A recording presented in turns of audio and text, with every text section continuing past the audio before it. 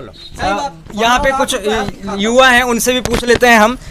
रोजगार को लेकर क्या सोचते हैं आप, मोदी सरकार और शिवराज सरकार के रहते? हम तो यही कहेंगे भैया कि देखो, हमको ना वो सरकार को बोलना है ना ये सरकार को बोलना है। जो भी सरकार यहाँ जीतती है, चुनाव के टाइम में आते हैं, सबसे नमस्कार चमत्कार करके चले जाते हैं। दोबारा विधायक बनने के बाद, सीएम बनने के बाद यहाँ दरस तक नहीं दिखाते। ना कांग्रेस दिखाती है ना भाजपा दिखाती है ना। और रोजगार को देखा जाए तो यहाँ तो रोजगार किसी को नहीं मिल रही है यार। पढ़े लिखे बहुत लोग घूम रहे हैं बेरोजगार, है ना। अभी हमारे जो युवा साथी ने बोले वो सही बात है, रोजगार नहीं मिल रहा है। तो रोजगार को लेकर के इसको सबसे बड़ी मुद्दा बनाया जाए कि रोजगार, जैसे पढ़े लिखे लोग घूम रहे हैं, कम से कम उनको 5 से 10 हजार 15 हजार लेकर के, जैसे स्कूल हो गया, पंचायत हो गया, है ना, जहाँ भी सरकारी जो मुद्दाएं हैं उनमें इनको नौकरी दिया जाए, रोजगार दिया जाए।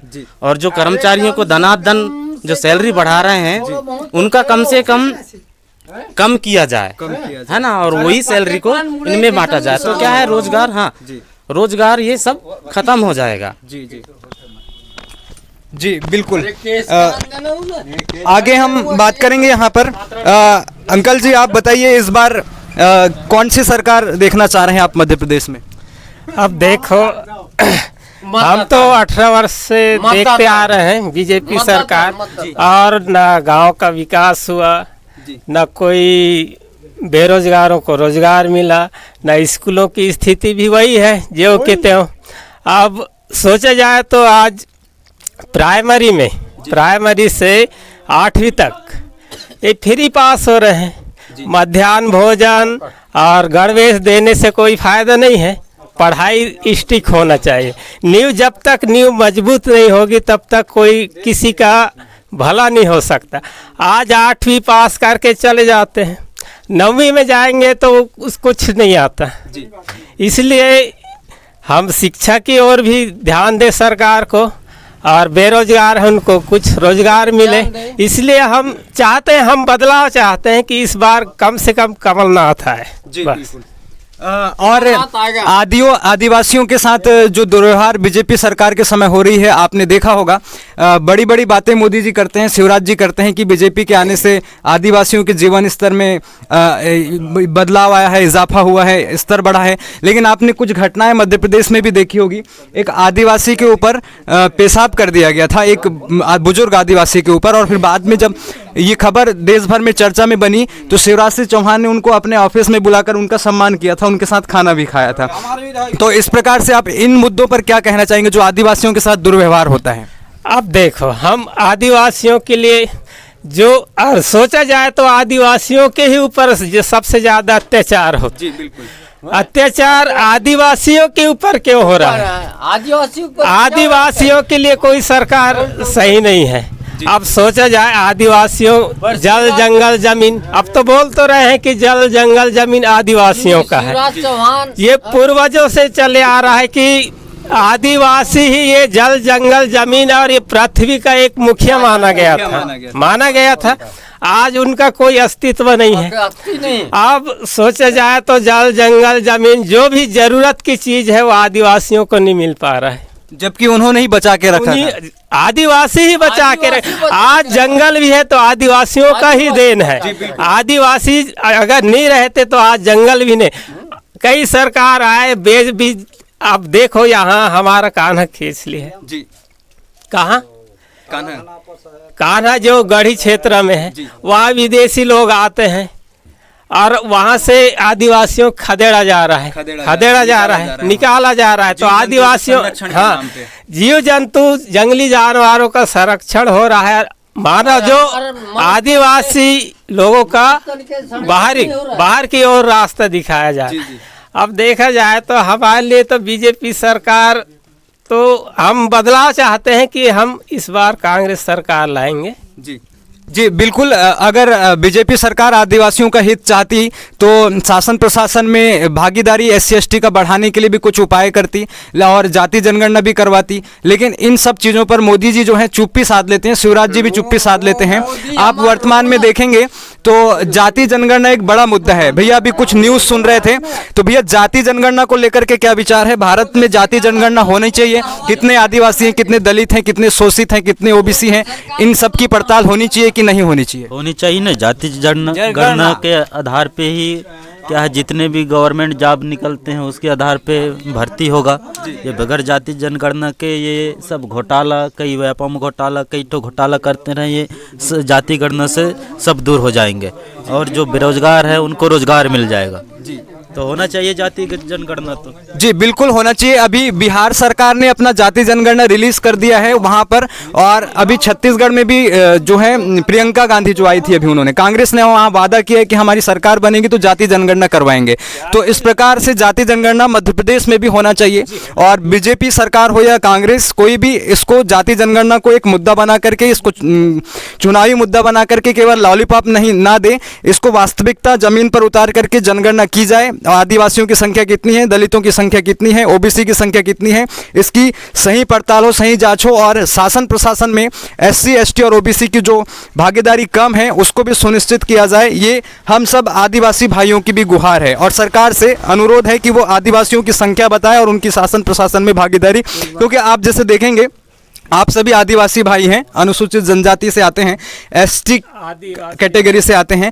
आप जब देखेंगे शासन प्रशासन में तो आपकी भागीदारी बहुत कम है, यानी कि एक सरकारी नौकरी में या सरकार चलाने वाले राजनीतिक पार्टियों में, दल में, या फिर आप मेरे जैसे कोई पत्रकार भी है, बड़ा पत्रकार, तो वहाँ पर आप लोगों के समुदाय के बहुत कम लोग मिलते हैं।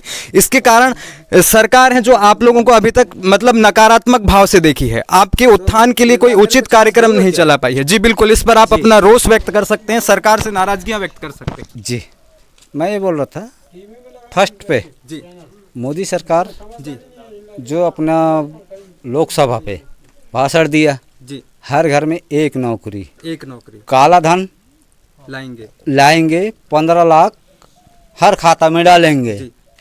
ये डाला नहीं डाला, उल्टा और भाग के चले गए लोग। वही तो है हमारा पर्सनल, कि हम बोल रहे हैं कि ये सिस्टम को, ये सिस्टम अंधविश्वास मत रखो जी। विदेश में खर्च मत करो जी, देश में पैसा बांटो, है ना जी। ये बोल रहे हैं हम कि मोदी सरकार ने जो अत्याचार किया हमारे साथ में जी, हमारे बच्चों के साथ में जी, हमारे बच्चों को एक नौकरी मिलता जी, काला धन आता आपस तो 15 लाख हमारे खाता पे आता जी, वो आया नहीं।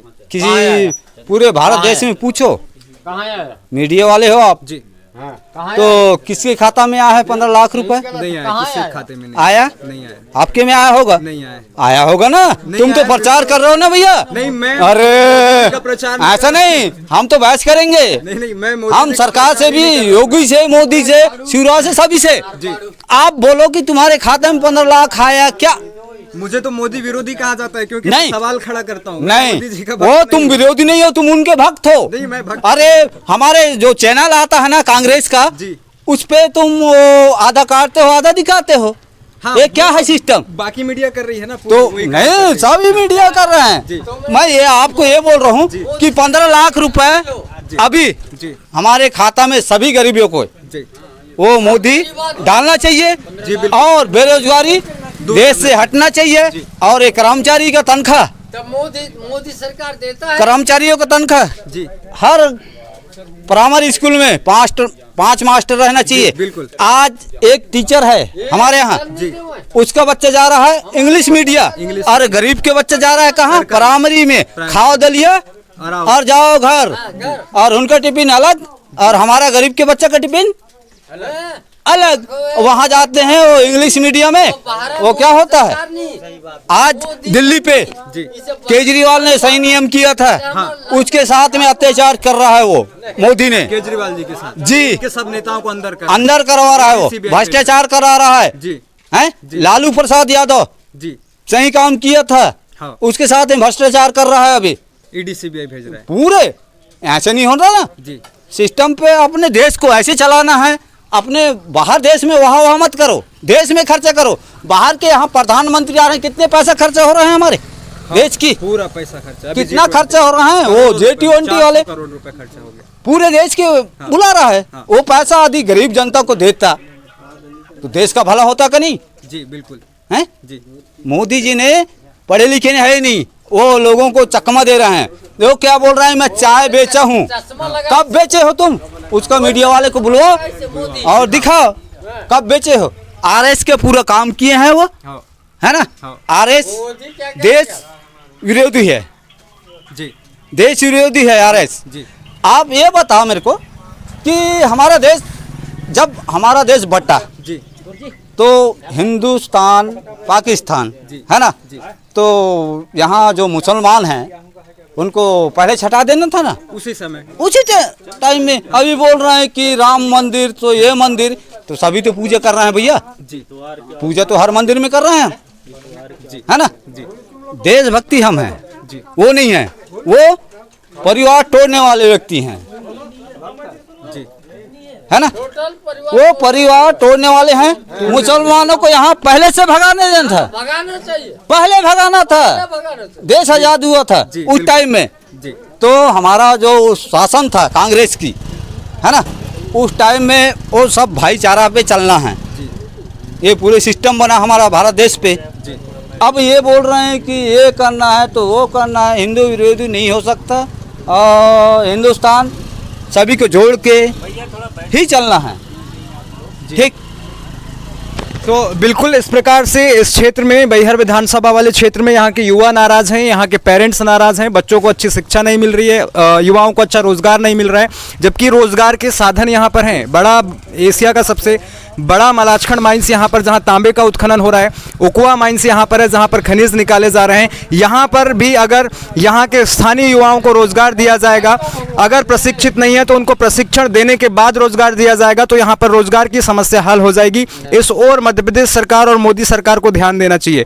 केवल राम मंदिर बनाने से और केवल हिंदू मुस्लिम करने से जो है देश नहीं चलेगा। युवाओं को रोजगार चाहिए, बच्चों को शिक्षा चाहिए, बुजुर्गों को दवाई चाहिए। इस ओर काम करना होगा हमारी सरकारों को। तो आपने ये स्थानीय रिपोर्ट हमारे आदिवासी भाइयों के साथ देखा, आदिवासी बाहुल्य क्षेत्र से देखा, बैहर विधानसभा क्षेत्र से देखा। और इस क्षेत्र के हमारे जितने भी जनप्रतिनिधि अब तक हुए हैं, चाहे बीजेपी के चाहे कांग्रेस के, उनसे भी लोग नाखुश हैं, नाराज हैं। और वर्तमान में जो चुनावी मैदान में जनप्रतिनिधि खड़े हैं उनसे भी लोग नाराज हैं। और यहाँ पर नए चेहरे की तलाश है और एक अच्छे नेता और एक अच्छे जनप्रतिनिधि की तलाश है जो आदिवासी भाइयों के हित के लिए काम करे। भगत सिंह नेताम, वे भी, उनसे भी लोग नाराज हैं और संजय उके जी से भी लोग नाराज हैं। कोई अच्छा जनप्रतिनिधि इस क्षेत्र के लोगों को मिलना चाहिए। इस ओर भारत सरकार को ध्यान देना चाहिए, मध्य प्रदेश सरकार को ध्यान देना चाहिए। धन्यवाद। जय हिंद। मैं पुष्पेंद्र पटले। बंद कर दीजिए।